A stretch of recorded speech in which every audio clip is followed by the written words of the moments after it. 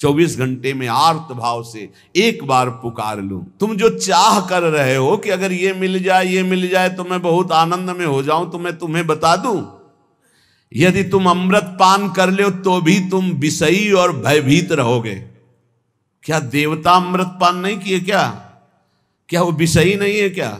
हमारे भाग्य में भजन होता तो भजन हो जाता ना। अरे ईश्वर की इच्छा ही नहीं थी, ईश्वर की इच्छा तो थी, तभी तो तेरे को मानो दे दिया। ईमानदारी से यदि काम विजयी हो, एक बार कह के देखना, अकेले में कह के देखना मैं काम विजयी हूं, और उसी दिन से समय लिख लेना। 24 घंटे के अंदर अगर मुंह भरा ना गिर जाना तो हमें बता देना। बड़े बड़ों को रौंद के फेंक दे, उसका नाम काम है।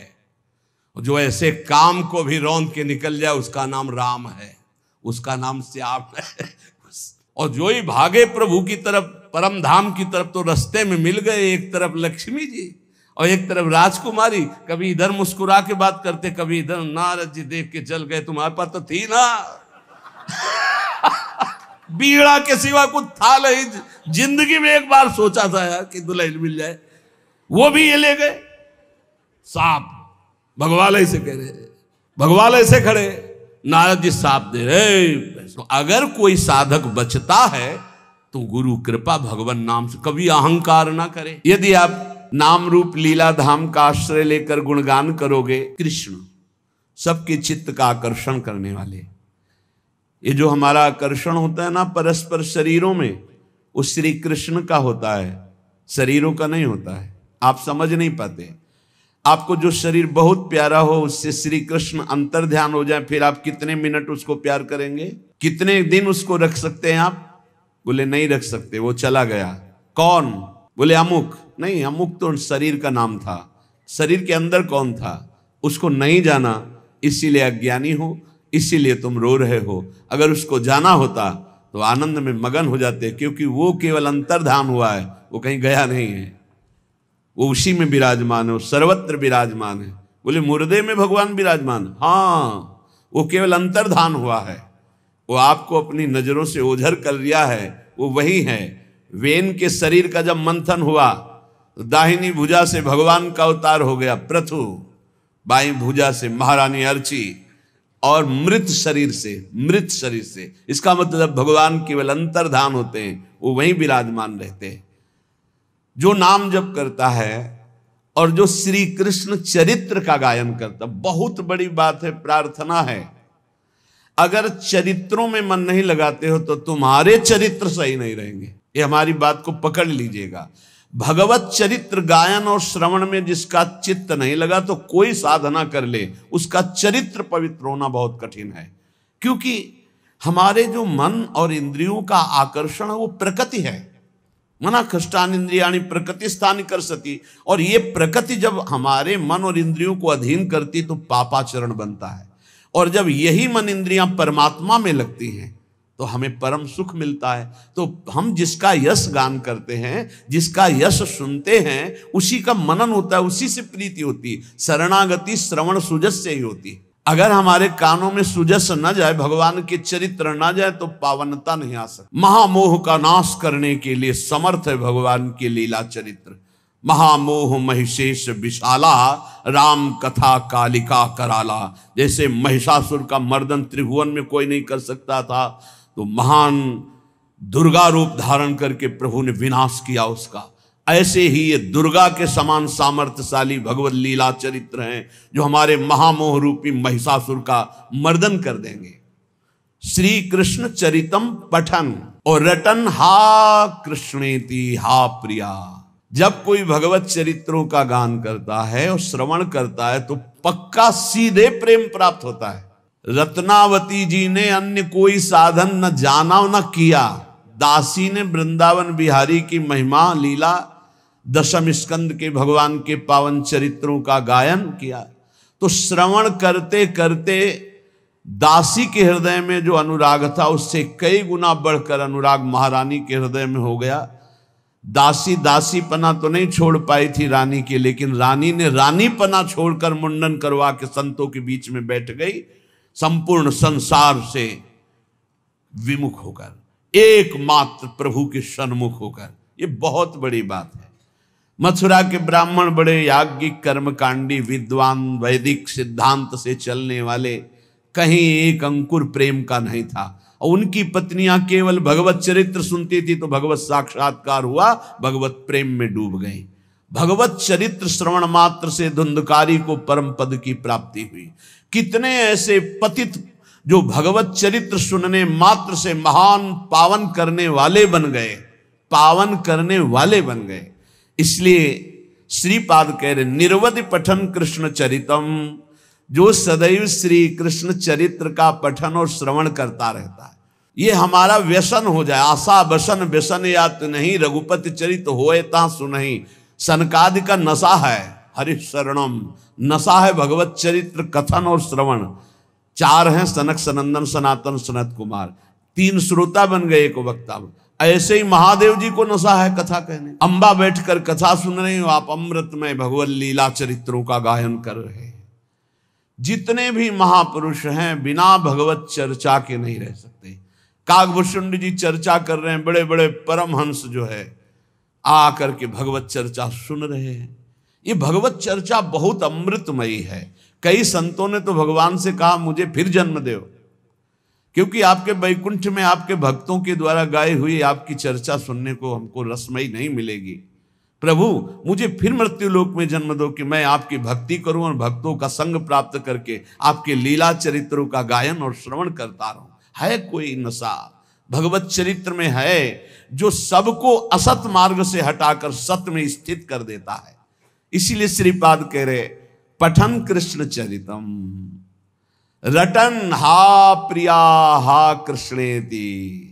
ये हा शब्द हृदय से निकलता है। ये कभी जब आप ऐसी विषम परिस्थिति में फंसे हों, निकलने की कोई चांस ना हो और एकमात्र सहारा प्रियालाल का हो, फिर अपने आप निकलेगा हा किशोरी जू, हा स्वामिनी जू, मेरी गति तो आप ही हो स्वामिनी जू, बस कृपा कर दो, मुझे इस प्रपंच से हटा के अपने चिंतन में लगाओ लाडली जू।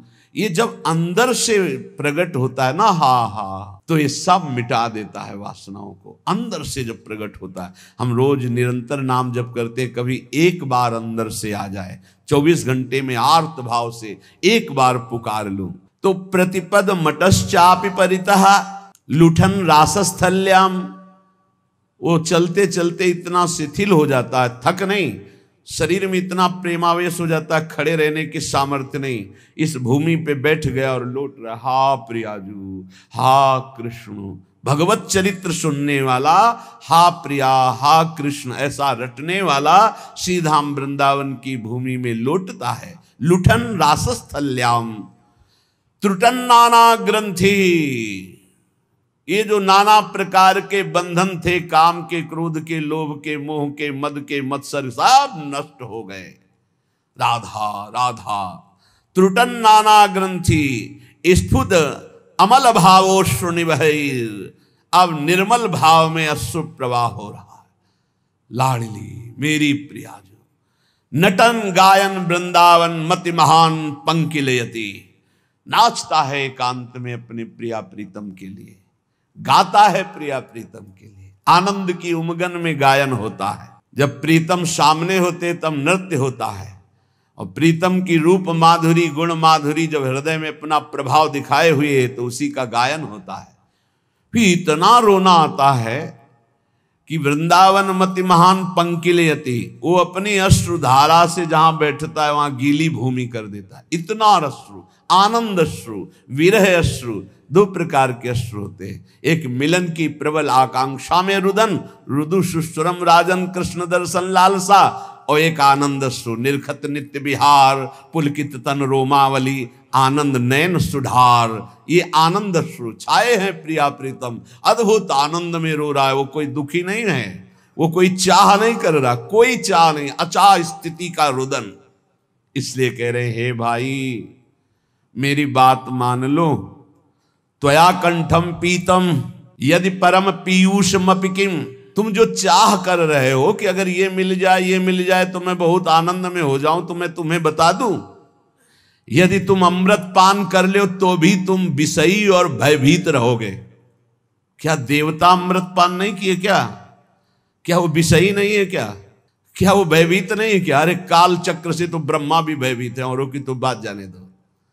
श्रीपाद कह रहे हैं मेरी बात मान लो, यदि तुमने त्वया कंठम यहां तक अमृत पी लिया हो, परम पीयूषम अपिकिम, अमृत पान कर लिया हो भरपेट कंठ तक। और कह रहे एक दूसरी सबसे बड़ी आकांक्षा होती है कि अगर सुंदर भोग करने को मिल जाए तो ऐसी सुंदरी त्रिभुवन में नहीं जैसी उर्वशी जी हैं। क्योंकि एक बार नर नारायण भगवान तपस्या कर रहे थे, अब भी तपपरायण हैं, तो देवराज इंद्र को घबराहट हुई कि इनकी तपस्या तो इतनी प्रबल है कि कोई भी पद ले सकते हैं, तो कहीं मेरा पद न ले ले। तो उसके पास आखिरी बाण होता है अमोघ काम। जैसे विश्वामित्र जी जब तप के द्वारा नई सृष्टि की रचना करने का संकल्प करने लगे तो देवराज इंद्र घबरा गए कि ये तो नया स्वर्ग नई सृष्टि सब रच देंगे। तो भेजा मेनका को, बहुत ही सुंदर, सर्वांग सुंदर, मलय मारुत, बसंत ऋतु, गंधर्व गायन विद्या में प्रवीण और अप्सरा नृत्य प्रवीण, हाव भाव करती हुई मेनका मुनि के समीप डरती हुई कहीं भस्म न कर दें। महान तप के तेजा पुंज जो ब्रह्म ऋषि पदवी को कहाने के लिए वशिष्ठ जी को विवश कर रहे थे, बहुत बड़ी सामर्थ्य तप की होती है, लेकिन ज्ञान की सामर्थ्य के आगे तप कुछ नहीं होता। वशिष्ठ जी के ब्रह्म बल के आगे विश्वामित्र जी का कोई भी बल काम नहीं करता था। बड़ा प्रसंग है, हम तो केवल इशारे में बता रहे। ऐसे महान तप के धनी को डरते हुए मुस्कुरा, उनका निर्भय रहो, डरो मत, समीप आओ। ये सब क्या है?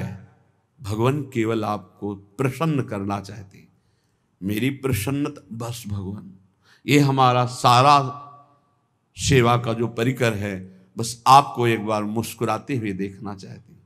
तो तुम निर्भय हो जाओ। और फिर मुस्कुराहट बदल गई सहवास में, और जब गर्भ रहा तब उनको होश आया विश्वामित्र। तो उनका नहीं नहीं, मैं कभी नहीं रुक सकता अपने मार्ग में, तू कितना भी उपाय कर ले माया। और फिर अपने तप में लग गए, कुछ नहीं, मेरे को रोक नहीं। यही सबसे खास बात साधक की होती है। चूक हो गई तो हो गई, लेकिन रुकना नहीं है, रौंदना है। हर वासना को रौंद कर आगे बढ़ना। निकल गए। उन्हीं के गर्भ से शकुंतला जी का प्रादुर्भाव हुआ, जिनके दुष्यंत के संग से भारत नाम, जिनके नाम से बड़ा वो भरत जी हुए। उनका नाम दुष्यंत पुत्र भरत से ही भारत, ऐसा कहीं कहीं आता है। भगवान ऋषभदेव जी के पुत्र भरत से भारत, पहले अजनाभ वर्ष इस देश का नाम। इतना बड़ा महर्षि जो राज परिवार में रहकर सारे सुख भोगने वाला, फिर मेनका ने उसको भ्रष्ट कर दिया। तो इसके पास एक ही उपाय है, देवराज इंद्र के पास भारी उपाय, अप्सराओं को भेज करके मुनियों की या तपस्वियों की बुद्धि को भ्रष्ट कर देना। भेजा नर नारायण के पास अपनी समस्त अप्सराओं को, रंभादि सुंदरी अप्सराएं नृत्य करना सब। भगवान नारायण मुस्कुराए और कहा, स्वागत है काम तुम्हारा, आओ सब बैठ। थर थर कांप रहे थे। नहीं, हम अपने तप से तुम्हें दुख नहीं देंगे। और अपनी जंघा में ऐसे चित्र बनाया तो दिव्य देवी उर्वशी जी का प्रादुर्भाव हो, देखते ही काम मोहित हो गया। बोले तुम आए थे यहां हमको मोहित करने के लिए, देखो ये सुंदरी अभी अभी प्रकट हुई हमारी जंघा से, ले जाओ और देवराज इंद्र को कहना तुम्हारे स्वर्ग की बेजोड़ अप्सरा। देवराज इंद्र भी देखते ही मोहित, देवी उर्वशी ऐसी थी, देखते ही मोहित। यहां कह रहे कंठ तक अमृत पी लो, ततो यदुर्वश्याहा स्तन युगल मासलेसी किमतः। मेरी बात मान लो और लोक के भोगों की तो बात जानो दो, उर्वशी को भोग लो, उसके वक्षा स्थल का स्पर्श भी कर लो, तो भी तुम्हारी भोग वासना तृप्त होने वाली नहीं। आपको उदाहरण से ज्यादा पुष्टता मिलेगी। महान राज ऋषि कहा गया है इनको, पुरुरवा को, बड़ा धर्मात्मा, संयमी, नियमनिष्ठ। भगवान श्री कृष्णचंद्र जी स्वयं अपने मुख से उद्धव जी को उनका यश सुना रहे हैं और उनकी दुर्दशा बता रहे हैं उर्वशी के कारण। भगवान कह रहे हैं, उद्धव ये शरीर केवल मेरी आराधना करने के लिए मिला है। मानव शरीर केवल भगवत प्राप्ति के लिए मिला है, इसी से केवल मेरी प्राप्ति हो सकती है और किसी योनि से नहीं। इस मनुष्य शरीर को मैं कृपा करके देता हूं। एक एक शब्द ध्यान से सुनना। उद्धव, ये मनुष्य शरीर केवल मेरी प्राप्ति के लिए है। मेरी प्राप्ति केवल इस मनुष्य शरीर से हो सकती है। इस मनुष्य शरीर को प्राप्त करके जो मेरी भक्ति नहीं करता, मेरे को प्राप्त नहीं करता, उसको बहुत दुख भोगना पड़ता है। सो परत दुख पावई, सिर धुनि धुनि पछताए, काल ही कर्म ईश्वर। अभी चूंकि माया आपको आकर्षित कर रही, तो आपको यह शब्द समझ में नहीं आ रहा कि बाद में पछताना क्या पड़ेगा। बड़े बड़े महापुरुषों ने अंतिम समय की स्थिति का अनुभव करके ज्ञान के द्वारा कहा है, मन पछतई है अवसर भी। तब लगे गया शरीर, अब क्या होगा।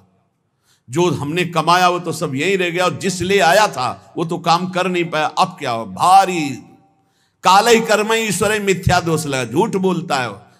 हमारे भाग्य में भजन होता तो भजन हो जाता ना। अरे ईश्वर की इच्छा ही नहीं थी, ईश्वर की इच्छा तो थी, तभी तो तेरे को मानो दे दिया। मैं करुणा करके मनुष्य शरीर केवल अपनी प्राप्ति के लिए देता हूं। मैं सबके हृदय में विराजमान हूं, परमानंद स्वरूप हूं। मेरा भजन करे परमानंद में डूब जाएगा। लेकिन जीव की जितनी योनियां हैं, जितनी गतियां हैं, वो सब 3 गुणों से होती है, सतोगुण, रजोगुण, तमोगुण। जब तक किसी महापुरुष का संग प्राप्त करके अज्ञान का नाश करके ज्ञान नहीं जागृत होता है, तब तक वो भटकता रहता है नाना प्रकार के भोगों में। सतोगुण रजोगुण ये सदैव उसको टिकने नहीं देते, भगाते रहते। ये भोग, ये भोग, ये सुख, ये दुख, बस ऐसे चक्र में। ये सब माया मात्र है, भ्रम मात्र है, स्वप्न मात्र है। ये कब अनुभव होता है? जब उसको दिव्य ज्ञान की प्राप्ति हो जाती है। उद्धव, फिर वो ज्ञानी महात्मा सब समाज में विषयों के बीच में रहते हुए भी, व्यवहार करते हुए भी वो कभी बंधता नहीं है। इसका कारण है वो गुणों की सत्ता को ही नहीं मानता, त्रिगुणातीत अवस्था को प्राप्त हो जाता है। इसलिए उद्धव, यदि मनुष्य शरीर मिला और सत्संग मिला तो मेरी बात ध्यान से सुन लो। साधक को यह ध्यान रखना चाहिए कि बड़ी कृपा से मनुष्य शरीर मिला और फिर भगवत मार्ग मिला। अब ऐसे लोगों का कभी संग नहीं होना चाहिए जो केवल 2 में आसक्त है, रसेंद्री और जनेंद्री। खूब अच्छा खाने को मिले, खूब काम भोग भोगने को मिले, ऐसे विषयी पुरुषों का संग त्याग दे। चाहे वो स्त्री शरीर हो चाहे पुरुष शरीर हो, बिल्कुल दूरी बना के रखे, नहीं तो दुर्गति पक्की है। ये 2 इंद्रियां अगर वश में है तो पूरा जितेंद्री माना जाता है। 9 इंद्रियां वश में है, अगर 1 इंद्री रसेंद्री नहीं है तो वो जितेंद्री नहीं माना जाता, क्योंकि रसेंद्री नहीं तो जनेंद्री को रोक ही नहीं सकता। इस बात को ध्यान रखना चाहिए। ऐसे असत पुरुष, कामी पुरुष का संग कभी नहीं करना चाहिए, क्योंकि जीव ही कामी पुरुषों का संग होता है तो उनके परमाणु अंदर आकर के अपने को काम वेदना में विवश कर देते हैं। और जैसे अंधे का सहारा लेकर अंधा चलता तो दोनों कुआं में गिरते हैं, नष्ट हो जाते हैं, ऐसे ही फिर नरक रूपी कूप में, भव रूपी कूप में उसको गिरना पड़ता है। देखो, मैं तुम्हें उदाहरण में बताता हूं। जिस समय जैसे आपके पास जितना रुपया है उतने ही आप आभूषण खरीद सकते हैं, ऐसे आपके पास जिस कोटि का पुण्य उस कोटि का भोग आएगा सामने। अब कहते हैं आप सराय नहीं आती ऋषि मुनि को भ्रष्ट करने के लिए, जिससे लोग पूछते हैं। 100 रुपया में जब आप फिसल जाओगे तो 1 करोड़ देने की जरूरत क्या है? और 1 करोड़ में तुम गिर गए तो फिर अरब देने की जरूरत क्या है? 1 अरब देने की जरूरत क्या है? तो अपने लोग तो बहुत ही मर्त के घृणित लोकों में, मृत्यु लोक के घृणित भोगों में भगवान को भूल गए। तो अप्सरा भेजने की जरूरत तो है नहीं, योग्यता ही नहीं है। अप्सरा देवी है, कोई साधारण नहीं है। बड़े बड़े ऋषि मुनि वंदित है वो, कोई साधारण नहीं, देवी है वो। और जो कृष्णानुरागी है वही आकर्षण से बच सकता है, दूसरा बच ही नहीं सकता। ना तपस्वी बच सकता है, ना कोई साधनात्मक भाव वाला। केवल माँ में वे प्रपद्यन्ते, इसका उदाहरण है। आज तक उर्वशी जी जिसके सामने गई वो होश में रहा, त्रिभुवन में कोई ऐसा नहीं है। इतिहास साक्षी है उर्वशी जी की बात, ये क्योंकि भगवान नारायण की जंघा से प्रकट हुई है। और अर्जुन जी के सामने उर्वशी विवश थी। उर्वशी पीछे महाभारत प्रसंग में जब चला था तो आपने सुना था। उर्वशी जी जब गई तो उन्होंने कहा, देवी आपके चरणों में प्रणाम पांडुपुत्र अर्जुन का। तो उनका ये क्या तुमने बोल दिया? महाराज देवराज इंद्र ने मुझे भेजा है आपके सुख के लिए, आप ये कैसा उल्टा शब्द बोल रहे हैं, अब दोबारा मत बोलना। तो उनका माता कुंती में और आप में मेरी दृष्टि में कोई फर्क नहीं। मां कुंती से भी श्रेष्ठ मानकर मैं आपको इसलिए प्रणाम करता हूं कि आप हमारे पूर्वजों की जननी है।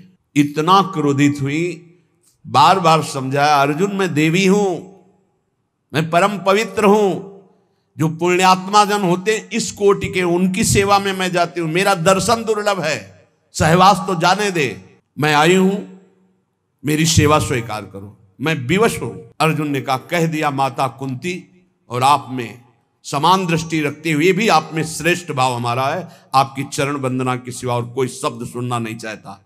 तो उनका जा मैं साफ देती हूं, नपुंसक हो जा। स्वीकार कर लिया, लेकिन असत भावना नहीं उदय हुई। यह है कृष्णा शरणम मम, यह है श्री कृष्ण की चरण रज का सेवन करने की सामर्थ्य। मामे वे प्रपद्यन्ते माया में था। उर्वशी विकल थी और अर्जुन पुष्ट थे, केवल श्री कृष्ण बल। उर्वशी जी ने देवराज इंद्र की आज्ञा मानी कि इस समय महाराज पुरुरवा मृत्युलोक में सर्वश्रेष्ठ चक्रवर्ती सम्राट पुण्यात्मा धर्मात्मा, जाओ उनकी सेवा में, और उनकी सेवा तब तक करो जब तक उनकी सुकृत नष्ट ना हो जाए। और जिस दिन सुकृत नष्ट होंगे उस दिन हम एक लीला करेंगे, तुम शर्त रख देना, ये 2 भेड़ हैं, बकरे, भेड़ के बच्चे मेमना, इनको कोई चुरा ले जाए तो तुम हट जाना, या कभी सहवास के सिवा उनको निर्वस्त्र देख लेना तो हट जाना। ये 2 शर्त रख दो, और जहां उनके पुण्य क्षीण होंगे तो मैं ऐसी लीला करूंगा और तुम्हें बुला लूंगा। एक दिन अपने बगीचे में पुष्प वाटिका में देवी उर्वशी को देखा, भावरे हो गए। देखते ही उर्वशी जी से प्रार्थना की। उर्वशी जी ने कहा, मैं आई हूं आपकी सेवा में, शर्त है मेरे पास ये 2 भेड़ के बच्चे, इनको कोई चुराए ना, और मैं सहवास के सिवा कभी आपको निर्वस्त्र नहीं देखूंगी, और घृत के सिवा कोई मैं आहार नहीं करती, मैं देवी हूं। उनके अंगों से ऐसे सौरभ के मतवाले हो गए। कुछ समय व्यतीत हुआ, न दिन न रात, उनको पता ही नहीं चला। उर्वशी की बाहों में पुण्य सब छीण।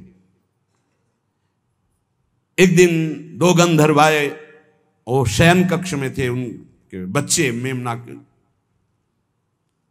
और बिजली की तरह चमके। उर्वशी जी ने कहा, मेरे प्रिय बच्चों की रक्षा करो। तो उसी स्थिति में बाहर निकले और वो चमक गए तेजो में गंधर्व। तो निर्वस्त्र देख ले, दोनों तरह की त्रुटि हो गई। उर्वशी जी अंतर ध्यान देवी है। अब उनके कह रहे कि इतना बड़ा यशस्वी सम्राट इलानंदन पुरुरवा, जब उर्वशी अंतर ध्यान हो गई तो धड़ाम से मूर्छित होकर पृथ्वी पे गिर गए। कैसे जीऊंगा उर्वशी के बिना? हा उर्वशी, पागल, वस्त्र गिर गए शरीर के, दिगंबर हो गए, पागल जैसी स्थिति। हा उर्वशी। सम्राट कहते हैं जहां से सूर्य उदय होता है और अस्त होता है वहां तक एक छत्र राज्य। राजा बहुत छोटे छोटे होते हैं, सम्राट सबका स्वामी होता है, सब राजाओं का। पागल हैं, हा उर्वशी, हा उर्वशी। विह्वल है, जिधर देखते हैं कोई दिखाए, अरे उर्वशी, वहां भाग के जाते, उर्वशी, अरे ये तो उर्वशी नहीं। बहुत उनको हृदय में विकलता, बहुत पागलपन। भगवान कृपा करते हैं इसी स्थिति में, तब ज्ञान प्रदान करते हैं। वो बार बार हा देवी उर्वशी, एक बार दर्शन दे दे। तू कैसी निष्ठुर है, मेरे मन को, मेरे चित्त को फंसा के कहां भाग गई उर्वशी? मैं मृत तुल्य हो रहा हूं। कौन सुनता है? सब पुण्य का खेल है। पुण्य खत्म, कोई पहचानता भी नहीं। बस बिलाप, हाहाकार। भगवान अब कृपा की और ज्ञान दिए उनको, क्योंकि भगवान ही उनके चरित्र का वर्णन करे। जब ज्ञान हुआ तब देखा अपने को, ये हालत मेरी, धिक्कार है मेरे को, मैं अपने को सम्राट कहता हूं। हाय हाय, भला मेरी मूर्खता को देखो, मेरी काम वासना को देखो, मैं कितना नीच हो गया कि चक्रवर्ती सम्राट होकर उसकी बाहुओं में पड़कर कितने वर्ष खो दिए, फिर भी तृप्ति नहीं, मेरी विस्मृति की हद हो गई। हाय हाय, ठगा गया, लूट लिया गया। जब ज्ञान भगवान ने दिया तब कह रहे हाय हाय ठगा गया, लूट लिया गया। कब सूर्य उदय हुआ कब अस्त हुआ ये भी ज्ञान नहीं रहने दिया उर्वशी ने। बड़े खेद की बात, दिन रात बीतते गए, मैं कभी तृप्त नहीं हुआ। आश्चर्य है, इतना भी अज्ञान होता है। मैं नरदेव शिखामणि चक्रवर्ती सम्राट पुररवा और एक स्त्री के हाथ का क्रीड़ा मृग खिलौना बनकर आज पागल घूम रहा हूं। देखो देखो मेरी ओर देखो, मैं प्रजानाथ कहलाता हूं।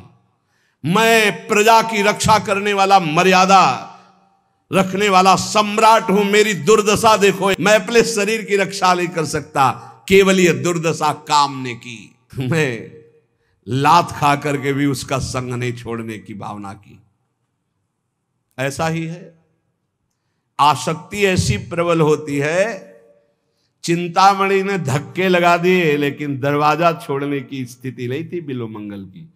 वो तो जब पिटवा कर बाहर किया कि अगर दोबारा कदम, तब भगवान ने ऐसी दयनीय दशा में ज्ञान प्रदान किया कि ये वो है जिसको मैं इतना प्यार करता हूं, सर्वस्व अर्पण गुलाम हो चुका है उसका, और उसको धन से प्यार है, मेरे से नहीं। इसका मतलब मेरा प्यार गलत जगह है, मुझे सही जगह प्यार करना चाहिए। सही जगह तो संतों के पास है। तब उनको श्री कृष्ण रति प्राप्त हुई। देखो मेरा प्रभाव, थर थर कांपते हैं सब। मेरा तेज, मैं स्वामित्व बल से युक्त हूं, सम्राट हूं, लेकिन मैं उसके लात खाकर भी उसके पीछे आसक्ति से डोलता रहा। इस काम ने जिसको रौंद दिया, उसका तेज किस काम का, किस काम की वेद्यता ज्ञान उसका, किस काम की तपस्या और शास्त्राभ्यास, कुछ नहीं। जिसको काम ने रौंद दिया वो किसी काम का नहीं। संदेह नहीं कि उसका मौन, व्रत, नियम सब व्यर्थ हो जाता है जो काम के अधीन होकर काम का गुलाम बनता है। स्वार्थस्या, ये भगवान सुना रहे हैं उद्धव जी को, स्वार्थस्या कोविदम धिंगमाम मूर्खम पंडित मानिनम योहमीश्वरताम प्राप्य स्त्री भीर्गो खरवज्जिता। मुझे पता नहीं चला कि मैं कितना नीचे गिर रहा हूं। कल एक उपासक कह रहे थे कि जब से मैं जन्म लिया तब से हमारे ऊपर कृपा है, कभी काम जागृत नहीं हुआ। एक बार तो क्षमा कर दिया, चलो। फिर दोबारा बोले कि मेरे अंदर कब, अरे हम कहा चुप रहे भाई, चुप रहे। जिस पर भगवान की कृपा है वो काम विजयी होता। जो काम विजयी होता कभी सांस नहीं ले सकता मैं काम विजयी हूं, क्योंकि सांस लेते ही सांस में काम आ जाएगा। प्रभाव है। एक बार कह के ईमानदारी से यदि काम विजयी हो, एक बार कह के देखना, अकेले में कह के देखना मैं काम विजयी हूं, और उसी दिन से समय लिख लेना। 24 घंटे के अंदर अगर मुंह भरा ना गिर जाना तो हमें बता देना। जब जब अभिमान किसी बात का हुआ, भगवान ने तब तब अपने भक्तों के अभिमान को चूर किया, फिर औरों की तो बात जा लेता। नारद जी इतने दुल्हन में आसक्त हो गए कि अपने स्वामी को श्राप दे दिया, जैसे मैं स्त्री के विरह में वियोग में दुखी वैसे तुम दुखी होगे। मुझे जो बंदर का शरीर दिया यही तुम्हारी सहायता करेगा, जाओ मैं श्राप देता हूं। अपने को बड़ा स्वतंत्र समझते हो, भगवान समझते हो, आज नारद से पाला पड़ा है। आज तुम देख, तब हरिमाया दूर निवारी, तहां न रमा न राज कुमारी। अरे प्रभु ये क्या, ये क्या, लेकिन हो इसका बहु अभिमाना शोक हो अंचः कृपा ले। जाओ जपो जाए शंकर सतनामा। उनसे आए थे ना मुझ टेके शंकर भगवान से, मैं काम विजय हूं, मना किए थे नहीं माने, फिर आए। कभी अहंकार मत करना, प्रभु जी यदि आपका सही ब्रह्मचर्य चल रहा हो 10-5 महीने से, साल से, तो कभी अंदर गर्व मत कर लेना कि मैं बहुत काम विजयी हूं। 10-5 वर्ष की बात नहीं, 10-10 हजार वर्ष ये मिनट में मिट्टी में मिल जाओगे। अहंकार नहीं। भगवान वर्णन कर रहे हैं भगवान उद्धव जी को बहुत होश में, मुझे अपनी हानि लाभ का पता ही नहीं चला। मैं अपने को बहुत शास्त्र ज्ञानी मानता था, पुररवा जी कह रहे, पर हूं पूरा मूर्ख। धिक्कार है मेरी पांडित्य को। मैं चक्रवर्ती सम्राट होकर भी गधे की तरह लात खाता रहा, और फिर भी मैं अपने को ज्ञानी समझता रहा। ऐसा बलवान काम है। देखो, पैर छुआएगा, हाथ जुड़वाएगा, बड़े बड़ों को रौंद के फेंक दे, उसका नाम काम है। जो ऐसे काम को भी रौंद के निकल जाए उसका नाम राम है, उसका नाम श्याम है। उन्हीं के नाम बल से निकल पक्की पक्की। अहम का एक स्वभाव होता है, वो अपने को अच्छा पेश करता है। मैंने कुछ ऐसा तो नहीं कहा, कोई गाली तो नहीं दी, यही तो बताया आपकी कृपा से। पर वो आपकी कृपा नारद जी भी बोले थे हरि जी से, हे आपकी कृपा से काम विजयी हो गए। शंकर जी ने मना किया तो उनसे कहना मत। भगवान ने कहा आपकी क्या बात है काम विजय, जो आपका सुमिरन कर ले वो काम विजयी हो जाएगा। हाँ ऐसा तो है, बिगड़ गए। 4 ही कदम चले हो गए कि माया ने नगर रच दिया। अब वह स्वयंवर में राजा जो है, आओ महाराज क्या हो रहा है, बोले स्वयंवर हो रहा है लड़की का। तो नारद जी को लगा चलते हैं, प्रणाम नमस्कार तो सब करते ही है, प्रणाम। आओ महाराज, लाओ राजकुमारी को प्रणाम कराओ। राजकुमारी साक्षात भगवती मोहिनी माया झमझम करते हुए नूपुर। तो नारद जी के हृदय में कुछ हो रहा है नहीं। जैसे राजकुमारी नजदीक आई और देखा ऐसे, अब राजकुमारी कोई घूंघट करके थोड़ी आएगी, ससुर थोड़ी नारद जी। जो ही नारद जी की तरफ नारद जी ने देखा सो कहा भगवान जिंदगी में कुछ नहीं चाहा, एक बार ये राजकुमारी जयमाला डाओ। जो ही कहे महाराज इस कुमारी कन्या का जरा हाथ देखो, दूल्हा का जो ही रेखा देखी तो रेखा में लिखा था जो इसको बरेगा अविनाशी, जो इसको बरेगा महान वैभवशाली। अरे बोले अविनाशी हो गए, वैभवशाली हो गए, दुल्हन मिल गई, पूरी तपस्या का फल मिल गया। अब ये हमको जयमाला कैसे डालेगी, क्योंकि हम इतने सुंदर तो है नहीं जितनी सुंदर ये है। हरि को ध्यान करें, यही खास बात भक्त में होती है कि चाहे जैसी परिस्थिति उसको ये लगता है मेरे प्रभु से ज्यादा मुझे कोई प्यार नहीं करता। एकांत गए और जे भी भगवान का ध्यान किया तो भगवान प्रकट हो गए। बोले प्रभु वैसे समय होता तो हम तपस्या करते इस बात की कि आप प्रसन्न हो और मुझे ऐसा रूप दे कि राजकुमारी जयमाला डाल दे, पर समय तो है नहीं, तो अब आपसे मांगता हूं। नारद जी मांगो। बोले प्रभु मांगना यही अंदर चल रहा था उनके, तो शब्द निकला। यही भक्त की विशेषता होती है। उनका जे ही विधि हो ये कहां से निकल पड़ा, ये तो बहुत विपरीत बात निकल गई ना उनकी कामना से। जे ही विधि हो अंदर था कि जिस विधान से मुझे वो कन्या मिले, लेकिन शब्द दूसरे निकलने, यही भक्ति का चमत्कार। बोले जे ही विधि हो ये नाथ हित मोरा, करो सुबेगी दास मैं तोरा। भगवान ने कहा जे ही विधि होई परम हित नारद सुनो तुम्हार। वो कह रहे जे विधि हो ये नाथ हित मोरा, तो जे विधि होई है परम हित। हित है नहीं परम हित। नारद जी को लगा परम हित तो बढ़िया हरि रूप, तो बोले प्रभु हरि रूप दे दो। बोले तथास्तु। और शास्त्रों में हरि शब्द को बंदर भी कहते हैं। भगवान ने ऐसा बंदर नहीं दिया कि अच्छा वाला, मरकट बदन भयंकर दे, बड़ा ऐसा विचित्र रूप, यहां से ऐसे दांत निकले हुए कि राजकुमारी देखते ही डर जाए, बड़ी ठसक में जाते हैं। अब जिस राजा के पास जाते हैं उसको नारद जी दिखाई देते हैं, सोई खड़ा हो जाता है, आप जाके बैठ जाते हैं। राजकुमारी देखती कि पिताजी को यह भी समझ में नहीं आया कि राजकुमारों की यहाँ स्वयंवर सभा या बंदरों की है। ये आगे बार बार बंदर बीना लिए बैठ जाता है। अच्छा और कोई हो तो हो, भगवान की माया है, वो ऐसे मुड़ जाते हैं। नारद जी सोचा देखा नहीं क्या हमको, तो जिस राजा के समीप हो जाती वहीं जाकर राजा तो उठ के खड़ा हो जाता, क्यों देवर्षि नारद, नहीं तो साप मिल जाएगा। जयमाला हाथ में लिए हुए तुरंत मुड़ जाती। पूरी सभा में नारद जी, कोई कुर्सी नहीं बची होगी जिसमें न बैठे हो। अब इतने में देखा सांवले सलोने 16 वर्ष की अवस्था अरविंदाक्ष गज की चाल से सभा में प्रवेश हुए। देखते ही जयमाला डाल दी, हाथ पकड़ा लेके चल दिया। नारद जी ने कहा कि ये नेत्र पहचाने से लगते हैं, रूप तो थोड़ा बदला हुआ है, लेकिन ये ऐसा लगता है हरि है क्या। पहले भगवान शंकर के पार्षद थे, बोले थोड़ा अपना चेहरा भी देख लो, बहुत दुल्हन की चाह में हो।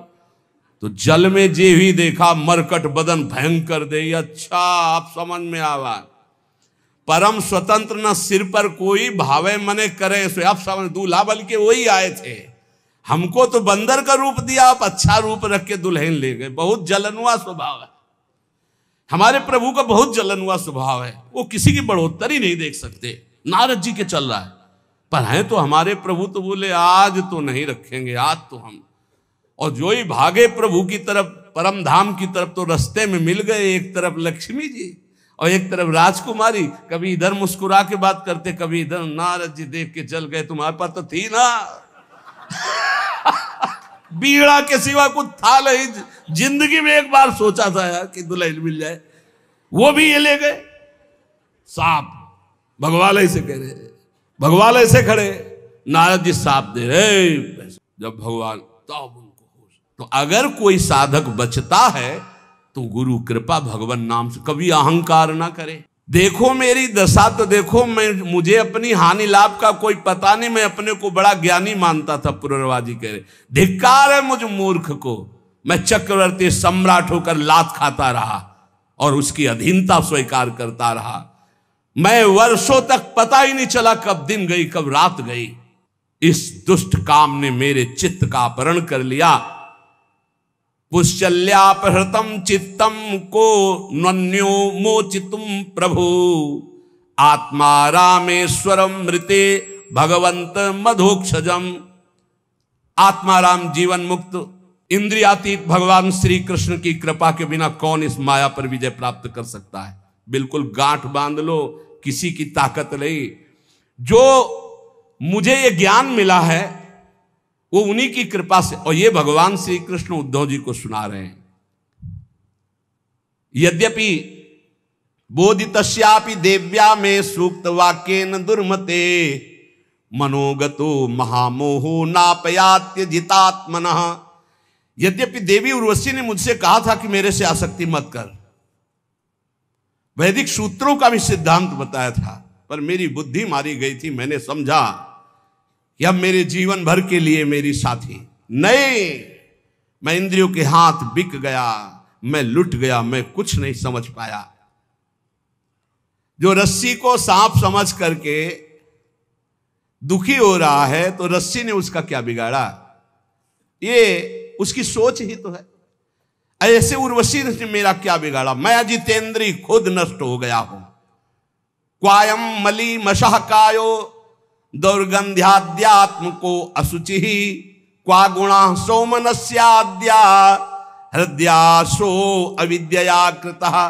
कहा ये मैला कुचैला मलमूत्र से भरा शरीर अपवित्र, और कहा मैं आरोप कर रहा था कितनी सुकुमारी, कितनी सुंदर, कितनी पवित्र, कितना सुगंध, ये सब मेरे अज्ञान की हद हो गई।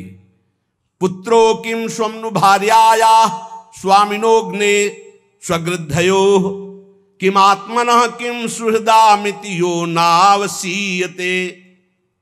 ये शरीर किसका है? इसे मैं माता पिता का मानूं या पत्नी का मानूं या पुत्र का मानूं, या जो स्वामी है इसका पालन कर रहा है, या मरकर जब जलेगा अग्नि का मानूं, या गीद कुत्ते नोच नोच खाएंगे उनका मानूं, या गाड़ देने पर कीड़ा बन जाएगा उनका मानूं। अरे क्या है ये शरीर? मायाकृत। इसी पे आसक्त होकर परमात्मा चिंतन छोड़ दिया और कामाधीन हो गया। मलमूत्र से भरे हुए उस भांड को मैंने सुख माना। प्रभु आपने जो ज्ञान दिया इसी से बच गया। शरीर में क्या है? त्वचा मांस रुधिर स्नायु मेदा मज्जा हड्डियां ढेर मलमूत्र पीप, और क्या है? प्रवचन करना सरल है, और क्या है? पर आसक्ति हटाना केवल नाम जप से होगा। मेरी प्रार्थना मान लेना, केवल नाम जप से। भगवान की शरण में होकर जो नाम जप कर रहा है, हर कदम वो करो सदा तिनके रखवारी, जिम बालक राखे महतारी।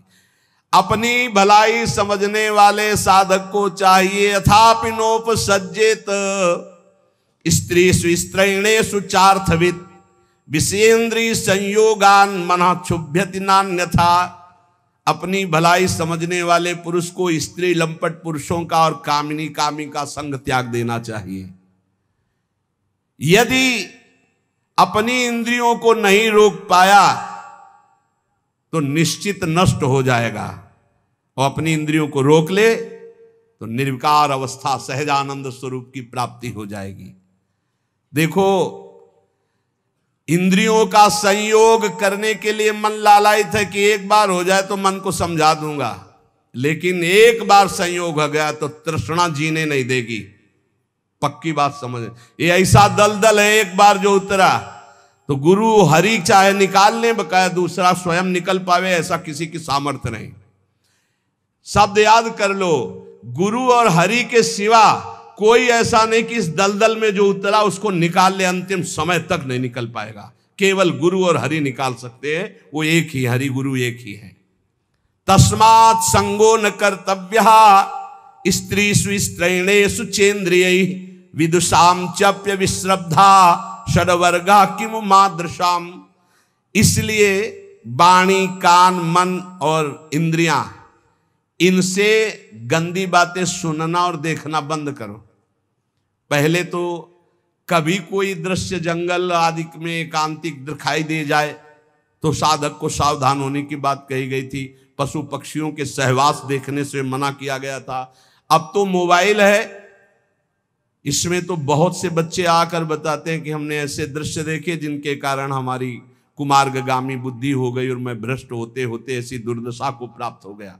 बचो भाई, दृश्य से बचो, श्रवण से बचो, संग से बचो, मनन से बचो। अगर गलत दृश्य देखोगे, गलत श्रवण करोगे, गलत संग करोगे, गलत मनन होगा तो गलत क्रियाएं होंगी तो नष्ट हो जाओगे। ध्यायतो विषयान पुंसान संगास्तेषु उपजायते। जब विषय चिंतन होता तो उसके भोग की आकांक्षा होती।